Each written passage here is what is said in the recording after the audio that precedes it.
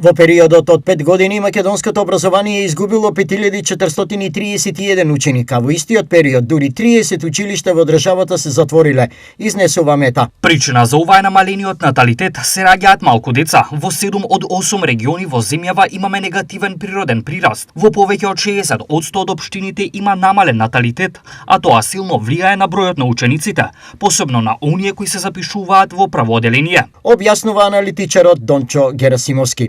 Втор важен фактор е иселувањето.